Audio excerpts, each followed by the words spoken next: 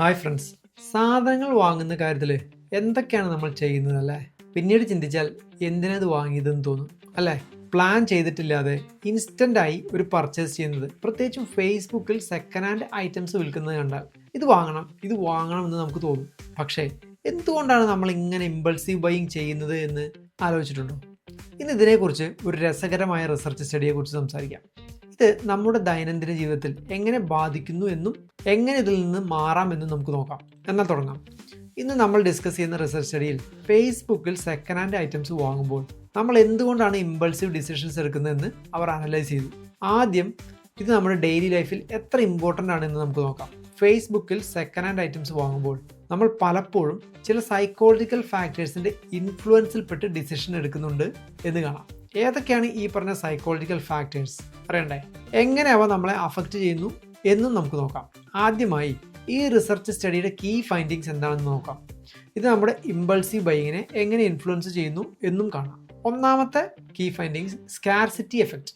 ഇത് പറയുന്നത് limited time offer അല്ലെങ്കിൽ only one left in stock എന്നൊക്കെ കാണുമ്പോൾ നമുക്ക് അത് പെട്ടെന്ന് വാങ്ങാൻ തോന്നുന്നു എന്നാണ്.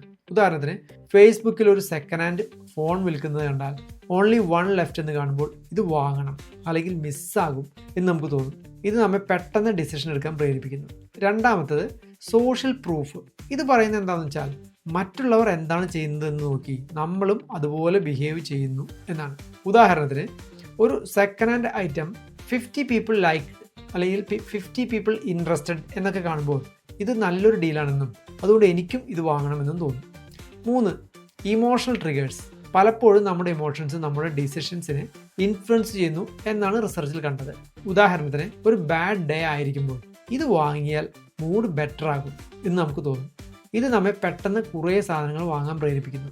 നാലാമത്തത് ഫിയർ ഓഫ് മിസ്സിങ് ഔട്ട് അല്ലെങ്കിൽ ഫോമോ.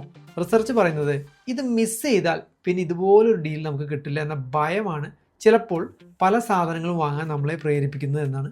ഉദാഹരണത്തിന് ഒരു second hand item last chance എന്ന് കാണുമ്പോൾ നമ്മളത് വാങ്ങാൻ തീരുമാനിക്കുന്നു. ഇതൊക്കെയാണ് നമ്മെ ഇമ്പൾസീവ് ബൈയിങ്ങിലേക്ക് എത്തിക്കുന്നത്. പക്ഷേ ഇതിൽ നിന്ന് എങ്ങനെ മാറാം? ഇനി നമുക്കൊരു 4 അല്ലെങ്കിൽ 5 പ്രാക്ടിക്കൽ ടിപ്സ് നോക്കാം.